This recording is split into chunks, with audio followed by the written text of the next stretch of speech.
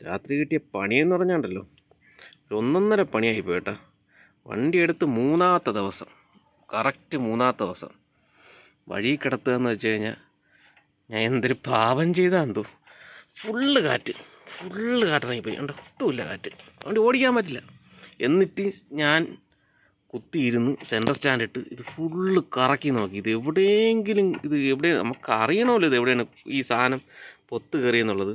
ഇതെങ്ങും കാണാനുമില്ല. അതാ ഇത് കയറിയ സൗണ്ട് ഞാൻ കേട്ടു. സൗണ്ട് കേട്ട് അപ്പോഴേ വണ്ടി നിർത്തിയിട്ട് ഞാൻ നോക്കി സംഭവം ഇത് എന്താണെന്ന് സംഭവം നോക്കിയപ്പോൾ. എന്നിട്ട് ഞാൻ ജസ്റ്റ് ഒരു 10-50 മീറ്റർ ഫ്രണ്ടിലോട്ട് വണ്ടി ഓടിച്ചായിരുന്നു. ഫ്രണ്ടിലോട്ട് വണ്ടി ഓടിച്ചപ്പോൾ എനിക്ക് മനസ്സിലായി സംഭവം പഞ്ചറാണെന്നുള്ളത്. അങ്ങനെ നോക്കിയ സംഭവം ഇത് തന്നെയാണ്. പെട്ടെന്ന് കാറ്റങ്ങറങ്ങിപ്പോയി. വല്ലാത്ത അവസ്ഥ കേട്ടോ. എന്ന് പറഞ്ഞാൽ ഇനിയിപ്പോൾ വണ്ടി ഓടിക്കാൻ പറ്റില്ല, വണ്ടി ഇവിടെ വഴിയിൽ വെച്ചിട്ട് പോകാനും പറ്റത്തില്ല. ആരെങ്കിലും എവിടെയെങ്കിലും വീട്ടിൽ കയറ്റി വെച്ചിട്ട് പോകാനേ പറ്റത്തുള്ളൂ. അല്ലാതെ ഇത് ഓടിച്ചു കഴിഞ്ഞാൽ ഇതിൻ്റെ അലോയൊക്കെ ചിലപ്പോൾ കംപ്ലൈൻ്റ് ആവും, ടയറും ചിലപ്പോൾ കീറിപ്പോവും. സത്യം പറഞ്ഞാൽ വിഷമമുണ്ട് കേട്ടോ.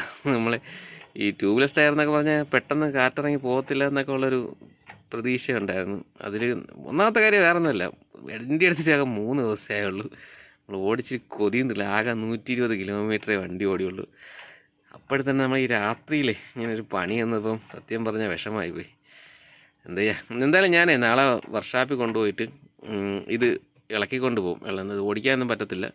ഇത് സ്പാൻഡൊക്കെ എടുത്തുകൊണ്ടൊന്ന് ഇളക്കിക്കൊണ്ട് പോയിട്ട് വർക്ക്ഷോപ്പിൽ കൊണ്ടുപോയിട്ട് ഇത് എന്താണ് ഈ സംഭവിച്ചതെന്നുള്ളത് വീഡിയോ ഇതിൻ്റെ കൂടെ ഞാൻ അറ്റാച്ച് ചെയ്ത് ഇത് ഫുൾ വീഡിയോ ആയിട്ട് ഞാൻ ഇടുന്നുണ്ട് കേട്ടോ. അപ്പം നിങ്ങൾക്കെല്ലാം ഗുഡ് നൈറ്റ്. രാവിലെ തന്നെ സാധനം ഇളക്കിയിട്ടുണ്ട്. ടയർ 22-ൻ്റെ സ്പാൻഡാണ്. സിമ്പിളാണ് കേട്ടോ ഇളക്കാൻ.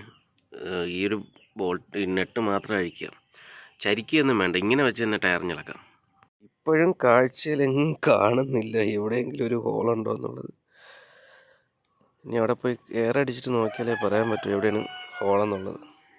ടിക്കറ്റ് സെറ്റാക്കിയിട്ടുണ്ട്, കൊണ്ടുപോയി കടയിൽ കൊടുക്കുക. ഇതാണ് കിട്ടിയ പണി. ആ കമ്പി തന്നെയാണ്, അതിൻ്റെ കറക്റ്റ് സൈസിലുള്ള ഹോളായിരുന്നു. ഒട്ടിച്ച്